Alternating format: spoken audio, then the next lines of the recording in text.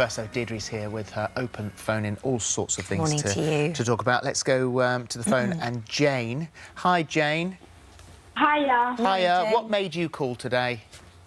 My partner is an ex-junkie. We have a child together. And, you know, I've been to the doctors to help him as his past haunts him, and his way of coping is by turning to alcohol. And I just need a bit of help. Obviously, he can't take antidepressants, and I think he just needs a bit of counselling or something. And, I mean, the doctors are just not helping at all. OK. I think you should be a lot firmer with your doctor then. I mean, because actually alcohol, sadly, is a way of not coping, isn't it, after drug problems. It's just another addiction is taking the place of the first addiction he had. So have you talked to him about how worried you are about him? Yeah, I mean, he said obviously he wants me to help him. He obviously just can't take any kind of opiate drugs or anything. No, OK. No. So a no-go. The thing is also that what you say is that he's haunted by his past. Yeah. And so that sounds like it is the root of all his problems.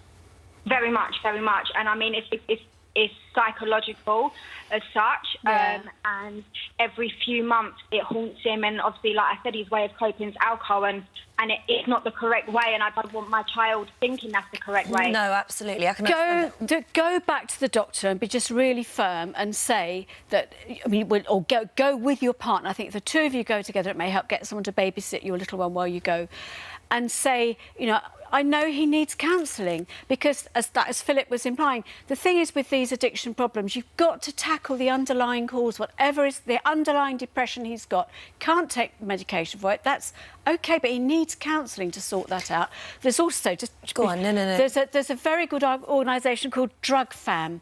They'll be on our website, and they help the families of people with drug and alcohol problems, because you'll find really understanding support through them.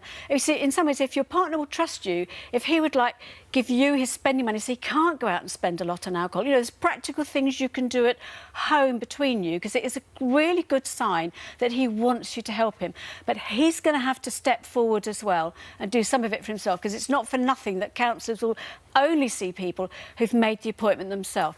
And Drinkline, suggest he rings Drinkline, who'll know about the support available in your area. And you definitely need to find someone who can unlock that box of horror that's in his head. Absolutely. And help him through Absolutely. that. Otherwise, he's just going to go from one addiction to another. I was only going to ask, what happens if you keep banging your head against a brick wall with your local GP and you're not Change doctors. I mean, that is worth it. If you've got a really, really unsympathetic GP, sometimes, you know, they seem unsympathetic, but they're feeling defensive because they know there aren't enough good services in the area. So go back and discover, is it that there really aren't the services, or is it that you've got a very unsympathetic doctor, in which case change practices, you know.